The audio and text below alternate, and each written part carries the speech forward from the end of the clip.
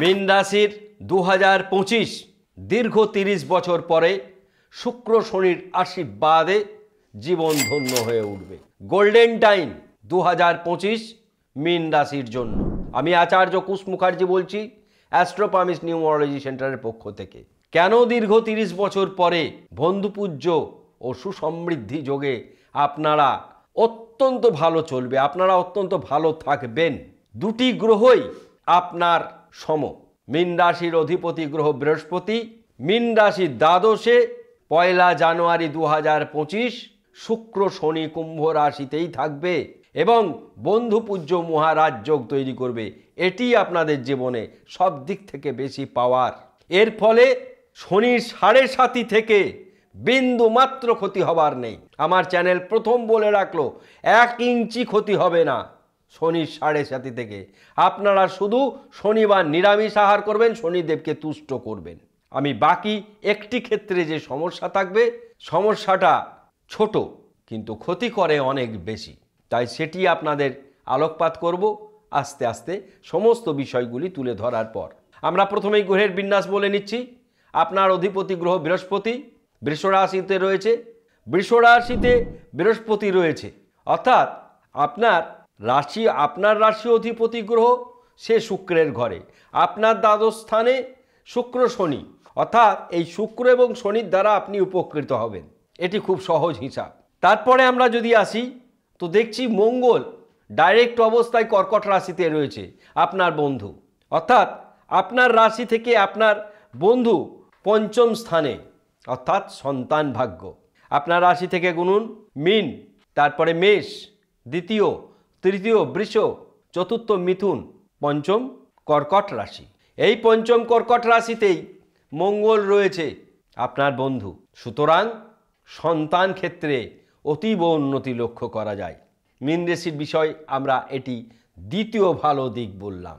এবার আসছি আমরা সপ্তম স্থানে কেতু। সপ্তম স্থানে কেতু শুভ ফলদায়ক গ্রহ।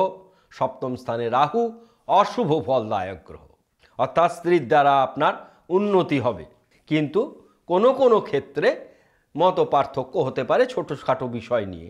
তার জন্যে কোনো প্রতিকার প্রয়োজন নেই। অষ্টমে কোনো গ্রহ নেই, ভাগ্যে বুধ রয়েছে, এও আপনার সম।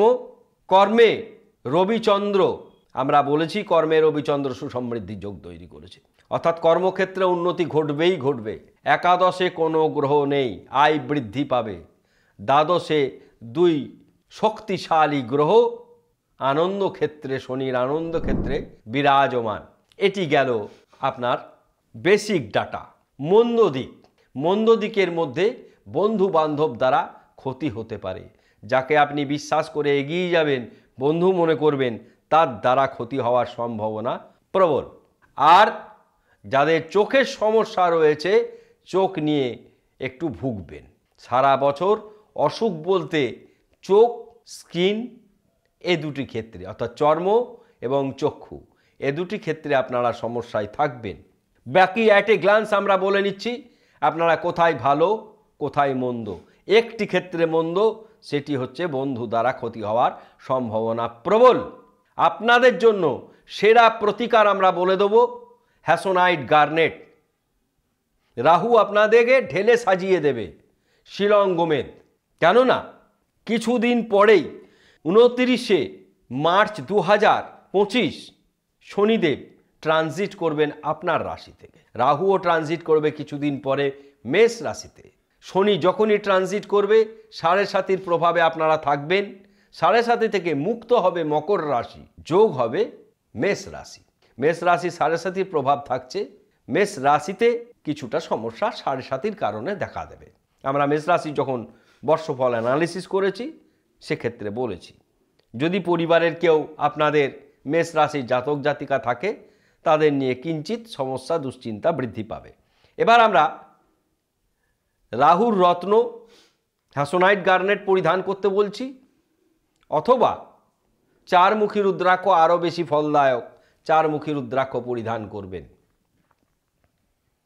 অ্যাট এ গ্লান্স উন্নতি, শরীর মন ভালো যাবে। ধনস্থান অতি শুভ, ভ্রাতাভগ্নী দ্বারা উপকৃত হবেন উভয়েই। মা বাবার শরীর ভালো যাবে, শিক্ষা, সন্তান উভয় ক্ষেত্রে উন্নতি, বন্ধু দ্বারা ক্ষতি হওয়ার সম্ভাবনা প্রবল। প্রেম, বিবাহ, দাম্পত্য শুভ, স্ত্রীর দ্বারা উন্নতি হবে। ভয়ঙ্কর কোনো রোগ ব্যাধি দেখা দেবে না।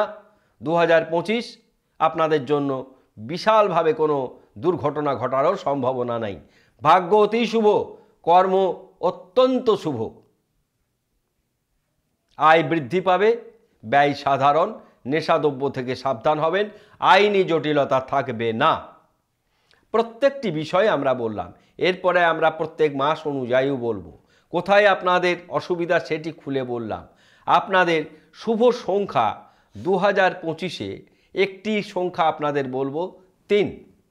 3 অরিজিনালি বৃহস্পতির সংখ্যা, খুব ভাগ্যক্রমে 3 আপনাদের এবছরে শুভ সংখ্যা হয়েছে।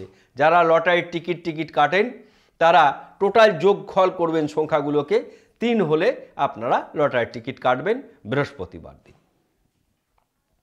আপনাদের জন্য নারায়ণের পুজো অত্যন্ত জরুরি। ইষ্টদেবতা নারায়ণ, তাকে বীজমন্ত্র করবেন তার, বা তাকে প্রণাম করবেন। ক্লিং কৃষ্ণায় গোবিন্দায় নমঃ, ক্লিং কৃষ্ণায় গোবিন্দায় নমঃ, অথবা নাং নারায়ণায় নমঃ, নাং নারায়ণায় নমঃ। সুন্দরভাবে আমরা এই অনুষ্ঠানগুলো যেমন পরিচালনা করি, তখন আমরা দেখি কোথায় ভালো কোথায় মন্দ। মীন রাশির সমস্ত জাতক জাতিকারা বাড়িতে নৃসিংহদেবের ছবি নিয়ে আসবেন। প্রত্যেক রাশিকে বলে দেব, আমরা রাশি অনুযায়ী আরাধ্য দেবতার নাম দিয়েছি। 2025-এর ইষ্ট দেবতা হচ্ছেন বিষ্ণু অবতার নৃসিংহদেব। এই নৃসিংহদেবের রাশি অনুযায়ী বিভিন্ন নাম আমরা অলরেডি দিয়েছি, শর্ট ভিডিও সেকশানে পাবেন আপনারা। আমি প্রথম দিন 6টি রাশির দিয়েছি, দ্বিতীয় দিন 6টি রাশির দিয়েছি। শর্ট সেকশনে এটা দেখবেন। প্রত্যেক রাশির জাতক জাতিকাদের কাছে অনুরোধ যে আপনাদের ইষ্ট দেবতা কে 2025-এ। যেমন বর্ষেশ্বর মঙ্গল, আমরা প্রথম বলেছি মঙ্গল বর্ষপতি গ্রহ। এই বর্ষেশ্বরের দ্বারাই নির্ধারিত হয় কে হবেন সমস্ত রাশির ইষ্ট দেবতা। সুতরাং বাড়িতে বিষ্ণুর ছবি অথবা নৃসিংহদেবের ছবি সদর দরজায় ডাইনিংয়ের সামনে টাঙিয়ে রাখবেন। বাড়িতে কোনো অমঙ্গল হবে না, বাড়িতে কোনো রকম অশান্তি হবে না, এই গ্যারেন্টি আমরা নিচ্ছি। কোনো খরচ নেই, শুধুমাত্র আমাদের অনুষ্ঠান দেখুন, ভালো লাগলে মন্তব্য করুন, শেয়ার করতে ভুলবেন না। সকলেই ভালো থাকুন, ধন্যবাদ।